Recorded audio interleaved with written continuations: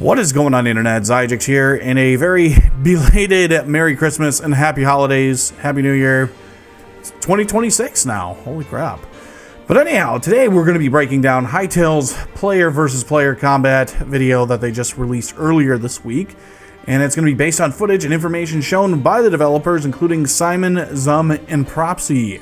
In this video, we're going to cover everything that we've seen so far, some of the weapons, the mechanics, the signature hits, as Simon has called them on Discord, UI elements, and even how death is handled. Although this is not all final, so we'll have to see what happens when the early access comes around, and even then, there's still going to be stuff that gets fixed. So none of this is going to be permanent, guys, so just keep that in mind. So the first thing that we actually see is we can actually see Simon, Zum, and Propsy in the video, having multiple developers present because it actually gives us insight in how combat is intended to function, not just visually, but also mechanically.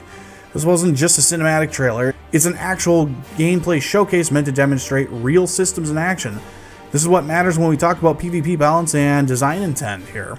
So in addition to the combat, let's actually talk about some of the weapons that we've actually seen that we're going to get in the game. So far, what we confirmed is that we have a sword, we have daggers, a hammer, a battle axe, a bow, and shields. We have also seen guns as well in some of the other trailers as well, although it seems like those may actually be either creative or developer weapons only, but again, time will tell. So at the heart of Hytale's PvP system are going to be the standard attacks and blocking. Combat is going to be fast but readable, timing focused, and position focused.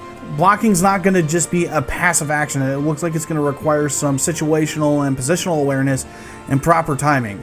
This is actually going to separate the boys from the men, or the skillful players aside from the button mashers. This foundation is going to be critical because without good basic combat, advanced systems aren't going to matter, and so far Hytale's systems, they look pretty solid.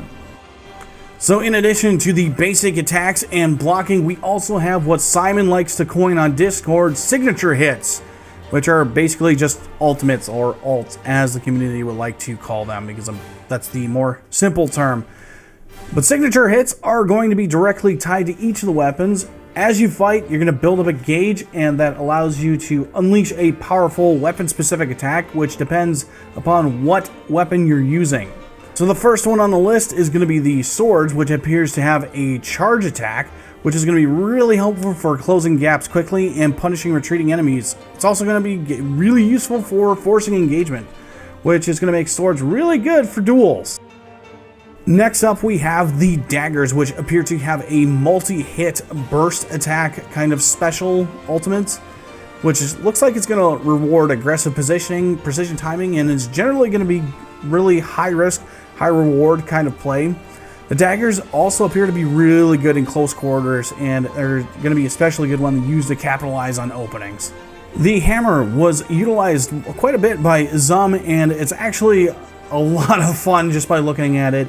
It suggests it's got a lot of heavy impact and area pressure, and it's got quite a few vertical combat elements, which is going to be perfect for disrupting groups and punishing some predictable movement. Personally, I would like to get my hands on this just so I can call it my banhammer, because gosh dang, does this not look cool.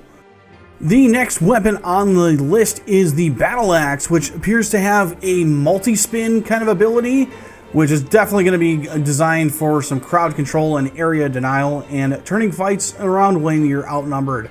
In group PvP, this is definitely going to be devastating if timed correctly. And then we have our range weapons, the bow, which has the multi-arrow ability, which is going to give range players some strong zoning options, as well as area pressure, and can also be used for anti-group utility, which is going to make it more than a single target poke weapon.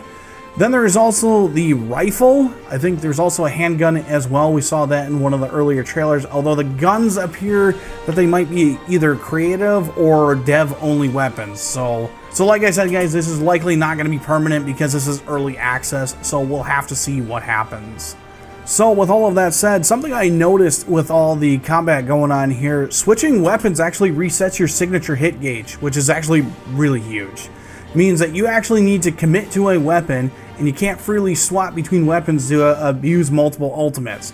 Strategy is going to matter more than loadout cycling. Then this is also going to prevent cheesy gameplay, and it's going to keep PvP skill focused. Next up, we get a look at a screen that hopefully you won't have to see too much of, the death screen, which is going to show you what you were killed by. You then have the option to respawn, and then also it will tell you how much durability you lose on your armor. I'm assuming that every time you die, you lose a certain amount of durability on your armor. We can see 10% here on this one death from Simon. This could be less or more, give or take, maybe depending on the mode or even difficulty. Who knows? We'll see. This is actually a really great way to introduce some consequences to dying instead of just dropping items. Not only that, it also increases risk to PvP encounters and also gives value to survival with smart engagement. And it's also going to discourage some reckless behavior without being overly punishing, which I think is perfectly fair. Something else that I noticed while these guys were actually fighting each other, mobs actually have status indicators over their head when they are going to get aggroed. So this is actually really good for readability, and also it helps with situational awareness and offers a really great PvP, PvE overlap. In a mixed environment, knowing when mobs are hostile is going to matter a lot, because you don't want to get ganked by something when you're fighting your friends. And then lastly, the last feature that I took note of was the low health audio cue, which is a bit like Pokemon. When your Pokemon were low on health, they were in the red, you know, it was super annoying up until about Gen 5, I think. Okay, it's not going to be nearly that annoying here. I noticed it was present, but it certainly wasn't in your face. So that I can see that being a really great feature, because it can actually increase tension and it actually gives you guys clear feedback. And it's also a great accessibility feature because it helps prevent sudden and confusing deaths. Believe me, nobody wants those, because that is a quick route to a rage quit, if you know what I mean. Overall, I have to say that I am actually really loving the combat here. It looks like it's going to be incredibly skill driven.